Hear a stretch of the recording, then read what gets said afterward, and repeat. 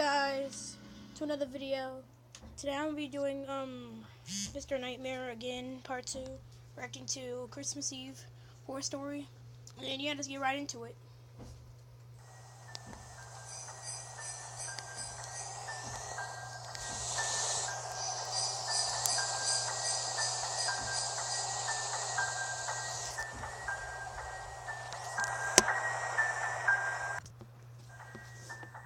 Let's go.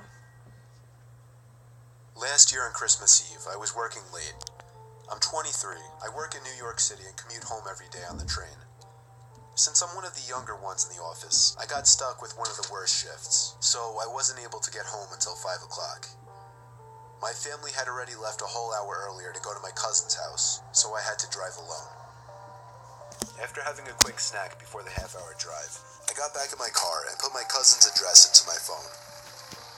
Halfway through the drive, it started snowing. I got to my cousin's house around 6 o'clock. It was snowing heavily by this point, and I just made it in time to catch everyone starting dinner. I brought all of my gifts inside and cheerfully said hey to everyone. I stayed until around 11 o'clock. The rest of my family left a little sooner. I stayed an extra half hour or so just to hang out before leaving myself. By the time I was leaving, the ground had accumulated at least 2 feet of snow, and it wasn't even done snowing. The drive home was nightmarish. The roads were hardly even plowed, and I had to drive under 20 miles per hour on most roads. The roads were completely dead at this point though, most likely because everyone was smart enough to go home before the snow accumulated. Eventually I turned onto a main road that I'm sure would usually be bustling, but at 11:15 on Christmas Eve night, there wasn't a single car or a single light from a store. It was a ghost town. But then I did notice the flashing taillights of one car. It was parked on the side of the road, and the smoke seeping out from its exhaust with the taillights giving it a red tint. As I got closer, I realized there was somebody next to the car waving their hand in the air. I assumed something was wrong and they needed help. So, me being the good Samaritan I am, I pulled up behind the car. When I opened my door, the guy approached me immediately, barely even giving me time to step out. He was an average-sized man, probably 5'10", 180 pounds. He spoke in a very demanding voice, asking me if I know anything about fixing an engine. I told him I didn't know much about cars. The guy responded very quickly to everything I said. He told me it's fine. He went inside of his car for a second, popped open his trunk, came back out, and told me to just wait by the trunk for a second. I had no idea what he wanted me to do. I was really confused. He walked over to the front of his car, and I heard him open the hood. I couldn't see anything he was doing since the trunk was blocking my view, and the loud wind of the snowstorm overpowered any small noises he might have been making.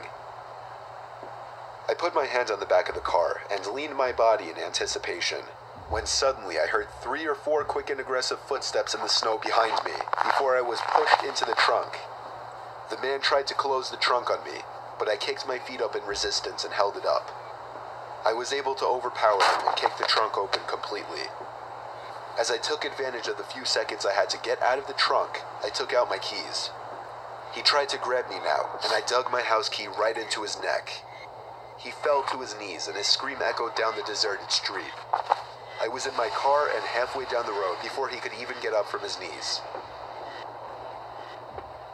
A little further down, I called 911 and reported the guy. I came back in 10 minutes to find blue and red lights illuminating the windows of the deserted stores. The police held him until the ambulance arrived for him. I watched the whole thing, and nothing ever felt better in my life. I got home safely half an hour later and told my family everything. I was still very shaken that Christmas, and this remains possibly the most horrific thing I've ever experienced. Alright guys, hope you enjoyed this Christmas Eve horror story from Mr. Nightmare, and leave a like and subscribe if you're new, and yeah, see you in the next one.